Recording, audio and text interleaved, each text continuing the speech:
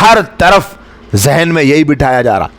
ابھی ایک دانشور سمجھی جانے والی مسلمانوں کی کوئی ایک خاتون جس کا بیان ایک آرٹیکل میں آیا, جن کا یہ کہنا ہے کہ عورتوں کو میراث میں برابر کا حق دیا جانا چاہیے. یہ یونیفارم سول کوڈ کا مقصد ہے, اور یونیفارم سول کوڈ لانے سے عورت کو میراث میں برابر کا حق ملتا, اور عورت پر یہ ظلم ہے کہ اس کو اسلام مرد کے برابر کا حصہ نہیں دیتا.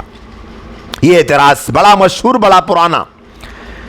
اب تک غیر لوگ اعتراض کرتے تھے تو علماء جواب دیتے آئے اور وہ لوگ خاموش بیٹھتے آئے, لیکن اب مسلمان بھی اعتراض کر رہے ہیں. اس وجہ سے افسوس کی بات ہے. افسوس کس پر؟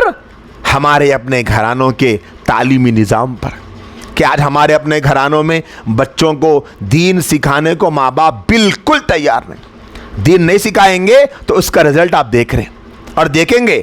اور آپ اگر دیکھنا ہے ہمارے ملک ہندوستان کا فیوچر, اگر آپ کو دیکھنا ہے آج کے مسلمانوں کا مستقبل کیسا ہوگا, تو اندازہ لگانے کے لیے آج کے یورپین کلچر کو دیکھ لو, وہاں کے فیملی سسٹم کو دیکھ لو, وہاں کے اولڈ ایج ہوموں کو دیکھ لو, اور اندازہ لگا لو کہ ہمارا فیوچر بھی ویسا ہو سکتا ہے. کیوں؟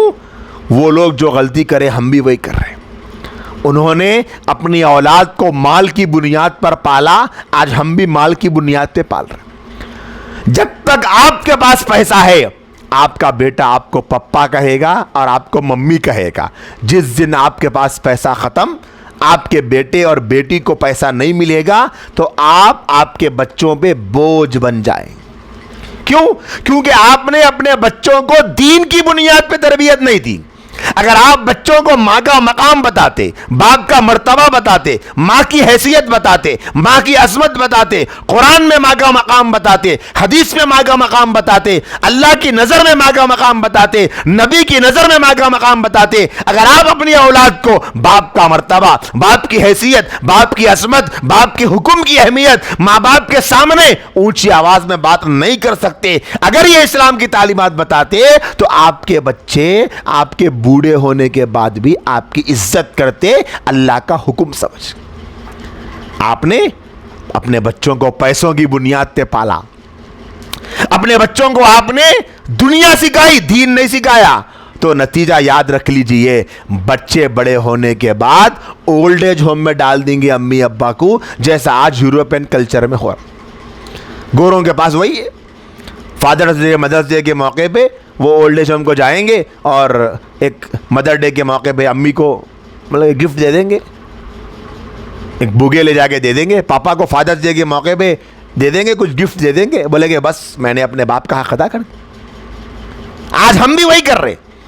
آج مسلمانوں کے بچوں کی زبانوں پر یہ جملے آنے لگ گئے ہیں کہ آپ نے اگر ہمیں پوری زندگی پر بچپن سے پالا پوسا, بڑا کیا, پڑھایا لکھایا, قابل بنایا, تو احسان نہیں کرے آپ.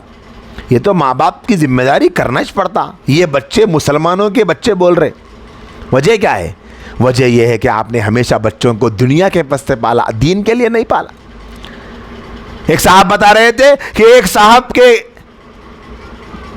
مال کا یہ عالم ہے کہ وہ ایسے مالدار ہے کہ لکھ پتی کروڑ پتی ہے, لیکن دواخانے کو بیمار پڑنے کے لیے چلے جائیں تو ہاسپٹل کو بیوی آنے تیار نہیں ہے, شوہر کے پاس بیوی بھی رہنے تیار نہیں ہے. بولے کیوں؟ کیونکہ بیوی کا شوہر سے رشتہ شوہر کے مقام و مرتبے کی وجہ سے نہیں, شوہر کے رشتے کے سبب نہیں, شوہر کے پیسے کے سبب. پیسہ ہے تو جب تک وہ شوہر کو پوچھ رہی, اب جیسے بیمار پڑ گیا, بولے اب تو کچھ پیسے لا کے دے نہیں سکتا, بولے مجھے جانے کی ضرورت. اس وجہ سے دین کے عنوان پہ اپنے بچوں کی تربیت کرو. بتاؤ اپنے بچوں کو اللہ کون ہے, اللہ کے نبی کون ہیں. یاد رکھو میری بہنوں, آپ بچوں کو اللہ رسول سے جوڑیں گے, وہ آپ کا بھی ادب کریں گے, آپ کے شوہر یعنی ان کے باپ کا بھی ادب کریں. اللہ رسول سے نہیں جوڑیں گے تو کچھ نہیں ہو.